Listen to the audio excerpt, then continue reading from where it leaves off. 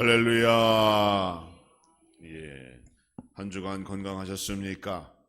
예, 다들 평안하시지요? 예, 정말로 봄이 찾아왔습니다. 새 봄을 맞아서 또한 사순절 기간 동안 여러분의 믿음도 성숙되어지고 또 새롭게 꽃을 피는 그러한 올 한 해가 되어지기를 주님의 이름으로 축복합니다. 우리 옆에 계신 분들과 또한 앞뒤로 함께 인사하십니다. 주어진 사명을 잘 감당하는 성도가 됩시다. 주어진 사명을 잘 감당하는 성도가 됩시다. 예. 우리 그리스도인에게 주어진 사명이란 과연 무엇일까요? 우리는 직분과 사명을 기억하고 또 이것을 위하여 기도하며 또 이것을 감당하기 위하여 오늘도 열심히 수고하며 살아가고 있습니다. 과연 나에게 주신 사명이 무엇일까? 여기에 분명한 성경적 근거가 있죠. 사도행전 20장 24절을 보면 사도행전은 자신의 사명에 대하여 이렇게 고백합니다. 내가 달려갈 길과 주 예수께 받은 사명 곧 하나님의 은혜의 복음을 증언하는 일을 마치려 하면은 나의 생명조차 조금도 귀한 것으로 여기지 아니하노라. 성경 66권을 통틀어서 사명이라는 단어는 여기에 단 한 번 사용되어졌습니다. 사도행전 20장 24절에서 사용되어진 사명이 유일하게 사용되어진 단어예요. 사도 바울은 자신이 받은 사명에 대하여 분명하게 말하고 있습니다. 하나님의 은혜의 복음을 증언하는 일, 이게 자신의 사명이라고 말하고 있어요. 그래서 이 말씀을 근거로 오늘 우리도 나에게 주신 사명이 무엇인가 질문해 볼 때에 그 답을 들을 수가 있는 겁니다. 우리 모두는 그리스도의 복음을 증언하는 그러한 사명을 부여받은 겁니다. 아멘이지요? 다른 거 없어요. 이런 의미에서 놀랍게도 우리는 예수 그리스도의 제자일 뿐 아니라 동역자도 될 수 있는 것이고 하나님의 거룩한 일꾼이 되게 됩니다. 이는 마치 구약 성경에 나타난 레위인의 직분과 또 그들이 받았던 사명이 오늘날 그리스도인의 사명, 우리가 받은 사명과 같다라는 것을 의미하고 있죠. 레위인에게 주신 사명은 무엇입니까? 하나님께서는 출애굽을 한 이스라엘 백성 가운데 성막을 세우라고 명령하셨습니다. 그리고 그 성막이 오늘날 교회의 모델이 됩니다. 성막은 하나님께서 임재하시는 장소이며 인간이 하나님을 만날 수 있는 유일한 처소가 됩니다. 특히 성막 안에서는 가장 중요한 일 한 가지, 제사를 하나님께 드릴 수 있었습니다. 그러니까 구약시대의 제사는 오늘날로 말하면 예배라고 할 수 있는 것인데 그 예배의 장소가 바로 성막이었던 것이죠. 레위기를 읽어보면 참 지루한 성경이다라는 것을 발견하게 됩니다. 레위기 안에는 다양한 제사법과 정결한 것, 부정한 것, 먹어야 하는 것, 먹지 말아야 하는 것, 또 성도로서 만져야 하는 것, 만지지 말아야 하는 것, 그런 것들이 거기에 다 기록되어져 있어요. 그런데 오늘날 이 구약의 제사법대로 제사를 드리는 교회도 없고 또 그 제사법대로 살아가는 성도도 없습니다. 예수님께서 십자가에서 죽으신 그날 성소의 휘장이 반으로 갈라지면서 이제 모든 인간은 예수 그리스도를 믿음으로 하나님께 직접 나아갈 수 있기 때문에 레위기에서 기록되어져 있는 이 다양한 제사법과 정결한 것, 부정한 것, 그런 것들이 사실 오늘날 우리에게 어떠한 의미를 주는가라고 하는 그 의구심 때문에 레위기를 읽다 보면 중간에 포기하고 다음 성경으로 나아가게 되는 것이죠. 우리의 눈으로 보기에 레위기는 구약 성경의 모세 오경의 한 권의 책으로는 인정받을 만하지만 실제로 우리의 삶에 적용하기에는 어렵고 이것은 하나의 구약의 율법이고 계명이다라는 것을 아는 것으로 그치는 것이 일반이기 때문에 사실 레위기에 나와 있는 다양한 제사법이 우리에게 마음 가까이 와닿는 것은 아니에요. 그런데 오늘도 유대인들은 어린 자녀에게 가장 많이 읽히고 외우도록 하는 책이 이 레위기라는 겁니다. 왜 그럴까요? 우리는 오늘날 적용할 문제가 아니고 구약의 제사법과 오늘의 예배법이 다르기 때문에 거기에 큰 비중을 두지 않고 있지만 유대인들은 지금도 레위기를 가지고 어린 자녀들을 가르치고 읽게 하고 그것을 외우도록 한다는 거예요. 왜 그럴까요? 그 이유는 하나님께서 인간을 만나시는 방법이 그 레위기에 기록되어져 있기 때문입니다. 그게 중요한 거예요. 레위기의 레위는 하나님이 부르셨다라는 뜻입니다.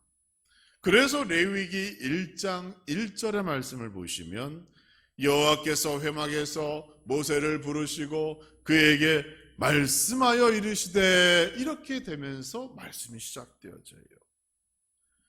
그래서 레위기의 진정한 가치는 이 책을 통하여 하나님께서 인간을 부르시고 인간을 만날 수 있는 하나님께서 인간을 만나는 그러한 과정과 방법과 자격, 조건 등이 기록되어져 있는 책이기 때문에 지금도 유대인들은 인간이 하나님을 만날 수 있다고 하는 그 소망 가운데 레위기를 읽고 외우도록 교육한다는 겁니다. 구약 성경에서 유일하게 죄인된 인간이 하나님을 만날 수 있는 길이 기록된 책이 바로 레위기가 됩니다. 인간은 하나님께서 정하신 대로 제사를 통하여 하나님을 만날 수 있고 자신의 죄를 용서함 받을 수 있는 것이죠. 그런데 여기에는 몇 가지 조건이 충족되어져야만 합니다. 인간은 그 누구도 하나님을 만나고자 할 때에 구약시대에는 직접 하나님께로 나아가는 길이 없었습니다. 제사장이라고 하는 중보자를 통해서만이 하나님을 만날 수 있고 하나님께 나아갈 수 있었어요. 그래서 그 수많은 제사와 방법을 숙지하고 돕기 위해서는 별도의 제사장을 돕는 동역자가 필요했던 것이고, 그래서 하나님께서는 오늘 본문과 같은 레위인을 선택하사 그들이 인간이 하나님을 만나는데 도움될 수 있도록 그들을 세우시고 그들에게 사명을 주신 겁니다. 레위인은 제사장 아론을 돕는 동역자임과 동시에 레위인이 주어진 직분을 감당해야만 하나님께 드리는 예배, 이 제사가 완성되어질 수 있었다는 거예요. 그러니까 제사장 또는 레위인 이 둘 중 하나라도 빠지게 되면 온전한 제사가 불가능했다는 것이죠. 그들이 맡은 직분과 사명은 그래서 성경에서 가장 중요한 위치를 차지한다라고 말할 수 있는 겁니다. 인간이 하나님을 만나기 위해서는 제사장이라고 하는 중보자가 필요해요. 그리고 그 중보자 되는 제사장 옆에는 레위인이라고 하는 제사장을 돕는 동역자가 준비되어져야 됐고, 그들이 함께 동역을 이룰 때 비로소 인간이 하나님을 만나게 되는 것. 그러니까 그 레위인이 받은 사명과 그 역할이 얼마나 중요했는지 우리가 다시 한번 생각해 볼 수가 있는 겁니다. 오늘날은 예수 그리스도께서 우리의 중보자 되심을 믿습니다.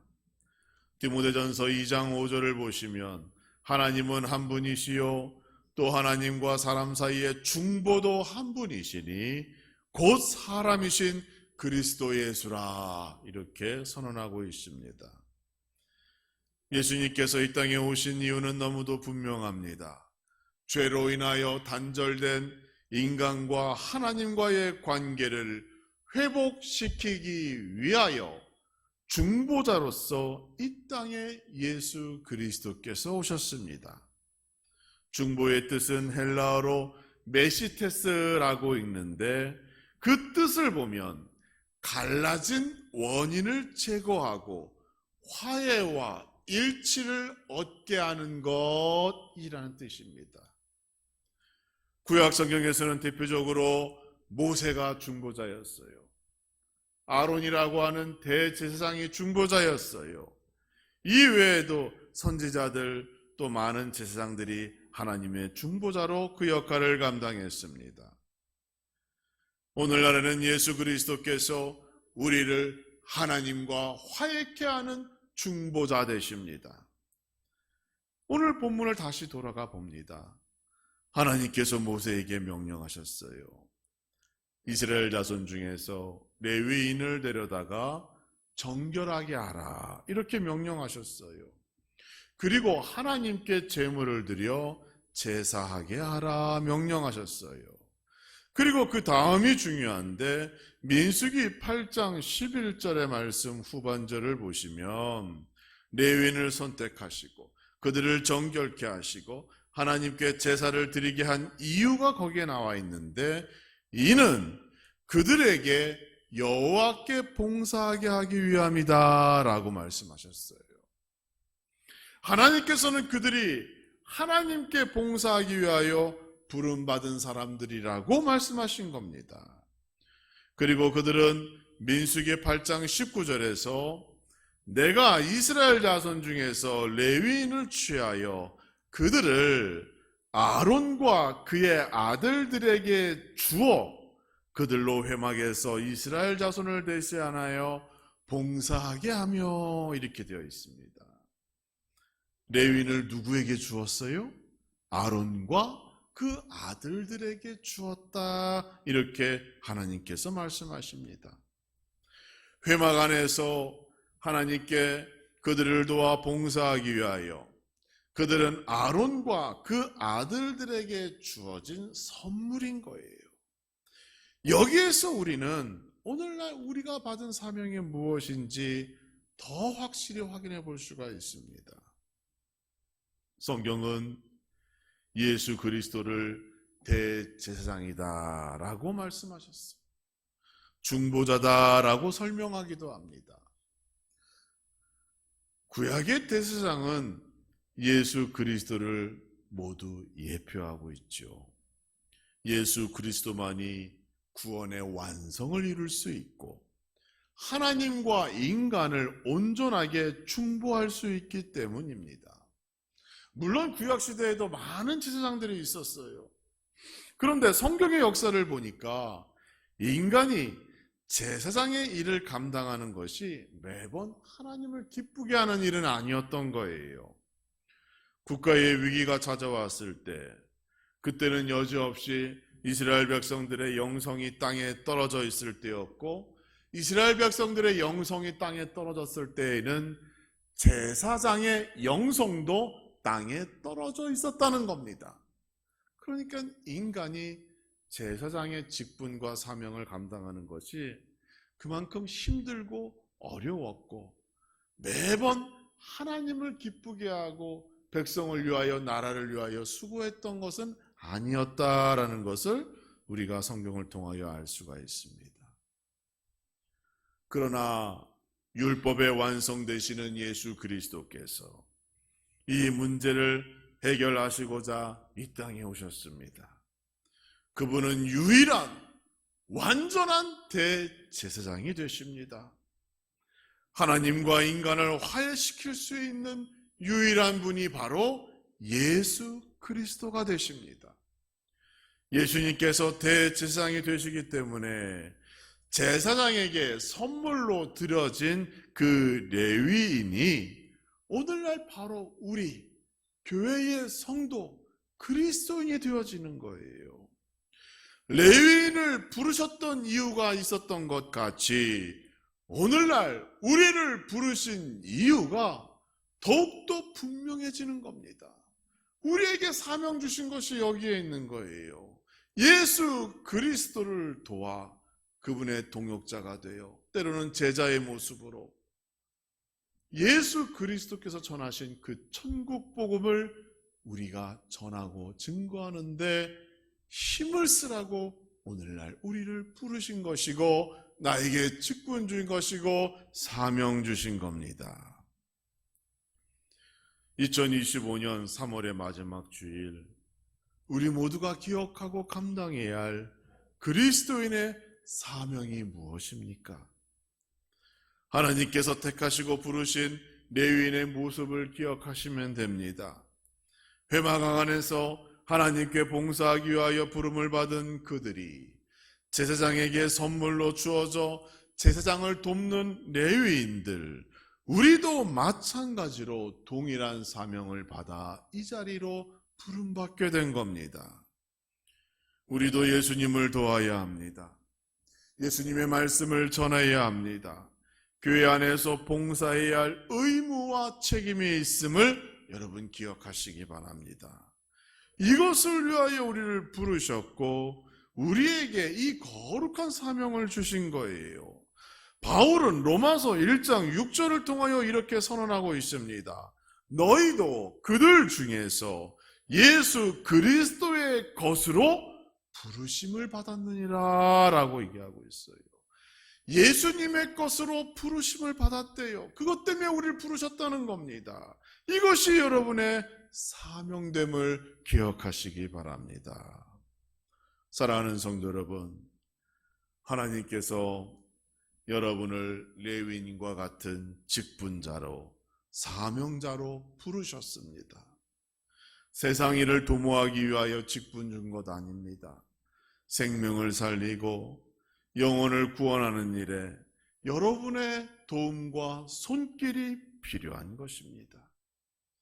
레위인이 제사장의 선물이 되어 제사장을 도와 하나님께 제사하는 일을 도왔듯이 여러분도 그리스도의 복음을 위하여, 예배를 위하여, 하나님의 나라를 위하여 일해야 할 책임이 있음을 기억하시기 바랍니다. 이 거룩한 사명 무엇으로 감당할 수 있을까요? 오늘 본문의 6절을 보면 정결하게 하라 라고 첫 번째 조건이 제시되어 있습니다. 하나님께서는 처음부터 완전한 자를 부르지 않으셨습니다. 하나님께서 레위인을 부르셨을 때 그들이 깨끗하고 완전했기 때문에 부르신 것이 아니에요. 하나님께서는 여전히 죄인을 부르신 겁니다. 그리고 하나님의 사명을 감당하기 위해서 그 죄를 씻어내는 작업이 필요했던 것이고, 그래서 레위인들에게 정결하게 몸에 있는 모든 털을 밀고, 그리고 하나님께 예배하고 제사드리며 몸과 마음이 정결케 되어지는 그러한 의식을 가졌던 거예요. 하나님께서는 레위기 11장 45절에서 이렇게 말씀하셨습니다. 내가 거룩하니 너희도 거룩할지어다. 예수님께서는 마태복음 5장 48절에서 이렇게 말씀하셨습니다. 그러므로 하늘에 계신 너희 아버지의 온전하심과 같이 너희도 온전하라, 이렇게 말씀하셨어요. 하나님께서는 자신이 거룩하기 때문에 하나님의 일을 감당하는 자도 거룩해야 한다라고 말씀하시는 겁니다. 이러한 행위는 외적인 거룩함만을 의미하는 것이 아니지요. 그래서 레위인들은 정결의식을 가진 후에 몸에 털을 밀고 깨끗이 목욕을 하고 하나님께 동물의 피로 제사를 드리게 됩니다. 자신의 내적인 죄까지도 용서함 받아 성결함을 인정받아 그래야 하나님의 일을 감당할 수 있었기 때문입니다. 사랑하는 성도 여러분, 하나님께서 우리에게 사명을 주셨습니다.